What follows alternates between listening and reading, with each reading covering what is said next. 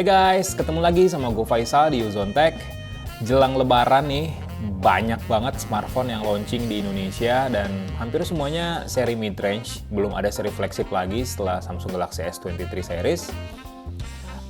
Dan sekarang di meja Ozone Tech ada dua smartphone terbaru dari Vivo, mid-range juga. Ada Vivo V27 dan V27e. Keduanya dijual di harga 5,9 juta untuk V27 dan 4,2 sampai 4,8 jutaan buat V27e. Keduanya masih grass sebenarnya meskipun udah nggak di wrapping plastik ya. Kita unboxing dua-duanya sekaligus kita cari tahu speknya kayak gimana dan mungkin fitur utama dari kedua smartphone ini. Yuk.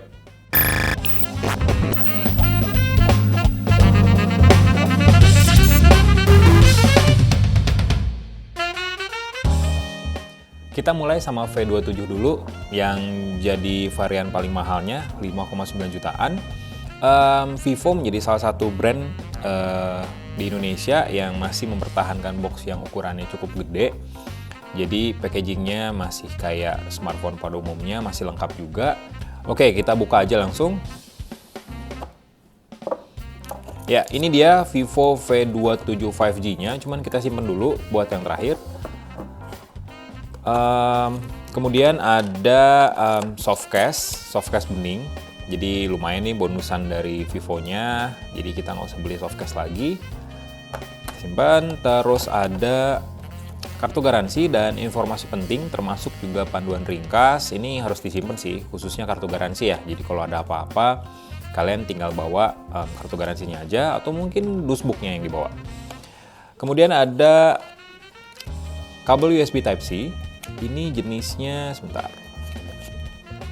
Jenisnya masih USB Type A ke Type C.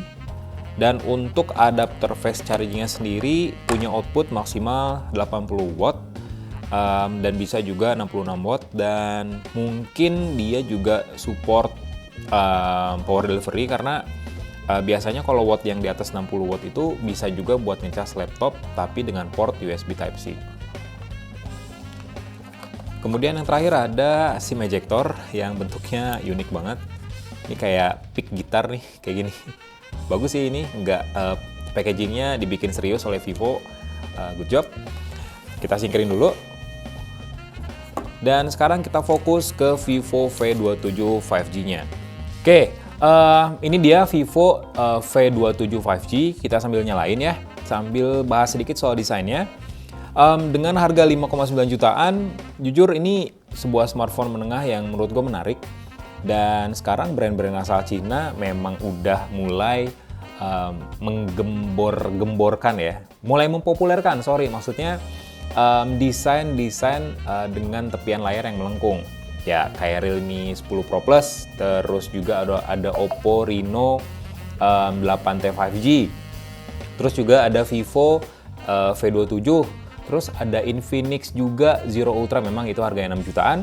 Tapi ya rata-rata 5-6 jutaan sekarang desainnya nggak gitu-gitu aja. Dengan layar yang datar, yang flat, bezelnya tebel. Sekarang tuh udah kayak nyerempet ke seri flagship nih desainnya. Ini dia tampilan utama dari layar V27 5G.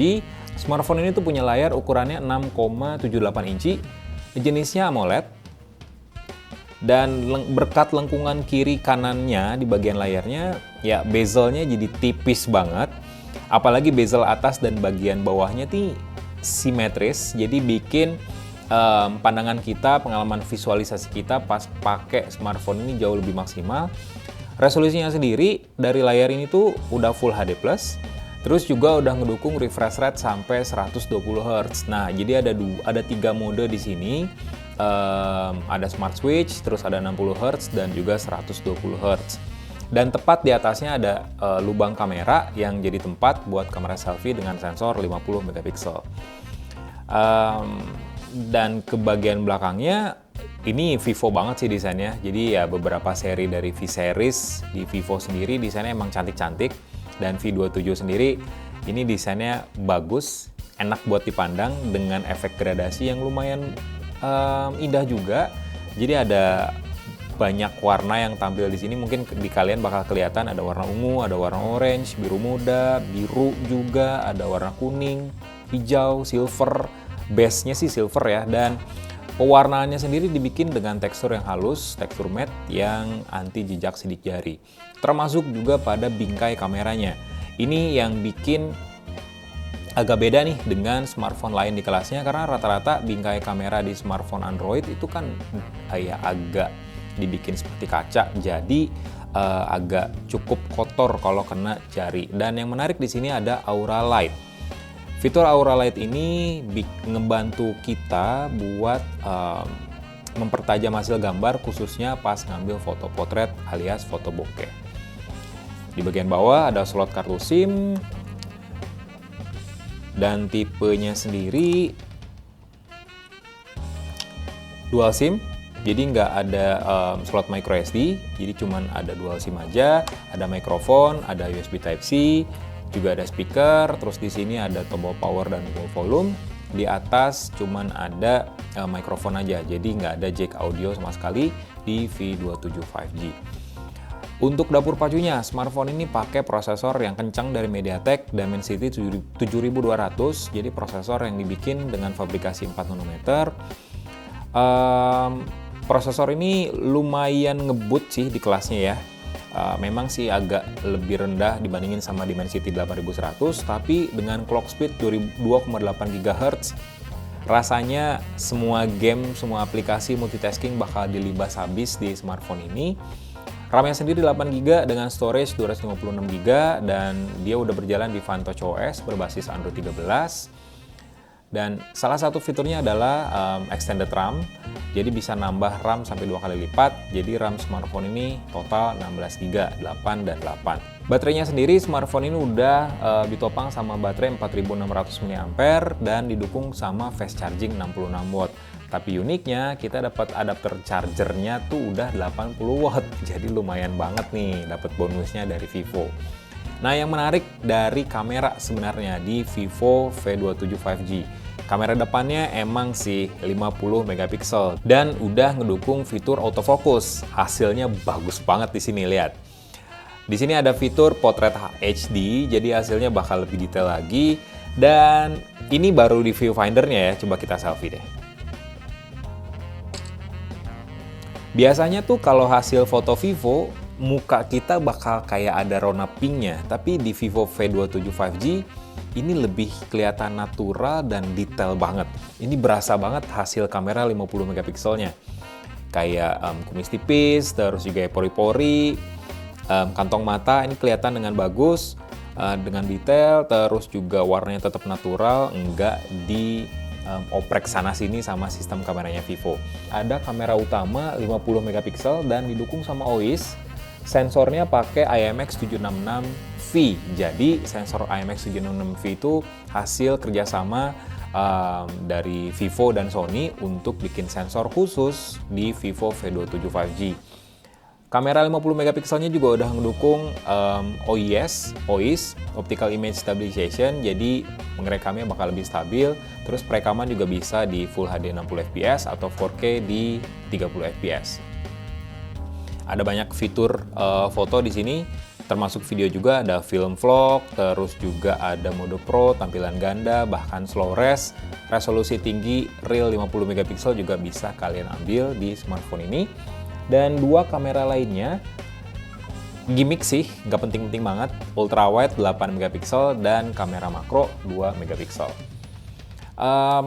Itu V27 5G-nya. Kita beralih ke Vivo V27i. Oke, sekarang kita beralih ke Vivo V27i. Jadi smartphone ini dijual mulai dari 4,2 juta sampai 4,8 jutaan gimana RAM dan memori penyimpanannya. Jadi untuk RAM-nya 8GB itu dijual 4,2 juta dan RAM 12GB itu dijual 4,8 jutaan. Agak aneh ya, smartphone 4 jutaan, RAM-nya 12GB, lebih gede dari laptop gua RAM-nya. Kita buka. Udah gila-gila sih ini sekarang smartphone Android kelas menengah tuh gede-gedean RAM, belum lagi ditambah RAM virtual bisa sampai 24GB, 21GB, itu RAM apa memori penyimpanan gitu. Ya, ini dia Vivo V27i-nya. Desainnya kurang lebih sama sih sebenarnya dari Vivo V27, kita sambil nyalain lah ya. Cuman ya memang ada beberapa perbedaan yang kelihatan banget, yang kentara banget di sini. Kita bahas ntar. Sekarang kita lihat isi dusnya, harusnya sih sama ya, sama Vivo V27 5G. Tetap dapat softcase bening. Dapat softcase bening, lumayan. Terus ada buku petunjuk dan juga kartu garansi. Ini juga harus disimpan baik-baik, jangan sampai hilang. Kita dapat kabel USB Type-C, jadi USB A to Type-C juga. Wah, masih lengkap ya. Vivo keren juga nih. Dan tetap dapat adapter flash charge dengan output maksimal 80 watt. Gokil sih. Ini bisa 10 watt, 18 watt, 66 watt, dan 80 watt untuk maksimalnya. Keren.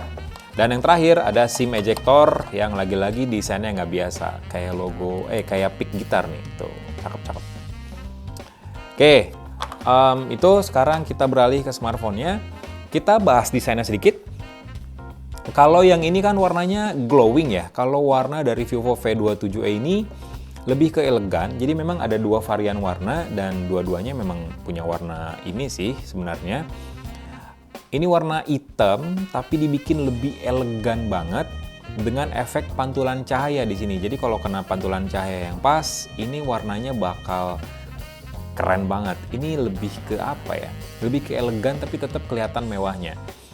Beda dengan Vivo V27 yang punya lengkungan di bagian depan dan juga bagian belakangnya. Kalau Vivo V27e ini mirip-mirip kayak iPhone desainnya. Bingkainya tuh dibikin datar, dibikin flat. Dengan bentukan yang kaku menurut gua karena di tepian bodinya ini dibikin menyiku. Jadi agak kurang nyaman sebenarnya dibandingin sama Vivo V27 5G. Meskipun secara form factor, secara dimensi masih gedean ini nih. Layout port sama tombol-tombolnya juga kurang lebih sama dengan Vivo V27. Di Vivo V27e ini di sebelah sini ada speaker. Terus ada USB Type-C, ada mikrofon, ada slot SIM juga. Kita buka. Di sini, beda dengan Vivo V27 5G. Smartphone ini justru ngedukung slot SIM hybrid, jadi dual SIM, tapi SIM kedua bisa diganti juga, bisa dipasangkan dengan microSD. Jadi tinggal pilih tuh mau pasang microSD atau mau masang dual SIM aja. Oke. Di sebelah sini ada tombol power dan juga tombol volume. Di sini ada mikrofon. Di bagian sini nggak ada apa-apa. Nah, ini dia tampilan utama dari Vivo V27i. Smartphone ini tetap pakai panel AMOLED, tapi ukurannya 6,62 inci, resolusinya Full HD+, dan refresh rate-nya tetap 120 Hz. Bedanya sama Vivo V27 5G, satu, nggak ada sertifikasi HDR10+. Nah, kalau di V27 5G ada nih sertifikasi HDR10+. Jadi nonton YouTube bisa di resolusi tinggi dan mode HDR, nonton streaming film juga bisa kualitasnya, detail, dan warnanya jauh lebih mantap lagi dibandingin sama V27i. Dan sama juga sama V27 5G, smartphone ini ada 3 mode refresh rate, Smart Switch, 60 Hz, dan juga 120 Hz. Biar lebih smooth, pasang aja di level tertingginya. Secara desainnya beda banget sama Vivo V27 5G di bagian layarnya. Di bagian bezel kiri, kanan, atas, bawahnya masih agak tebal sebenarnya. Terutama di bagian bawahnya nih, bagian dagunya masih agak tebal, mirip-mirip kayak smartphone 4 jutaan lainnya. Ya, standaran aja lah ya. Beda banget sama V27 5G yang udah kelihatan mewah banget smartphone-nya. Tepat di bagian atas layarnya ada punch hole alias lubang kamera yang jadi tempat buat kamera selfie 32 megapiksel. Kualitas kameranya beda jauh sama kamera selfie Vivo V27 5G. Di sini lebih ke kamera 32 megapikselnya kalau dari viewfinder-nya nih ya, kurang bisa mengatasi cahaya yang berlebih karena kebetulan ini pakai lighting yang bagus. Kurang bisa mengatasi cahaya yang berlebih, ngebeda sama V27 5G. Dan kalau selfie, coba ya kita selfie.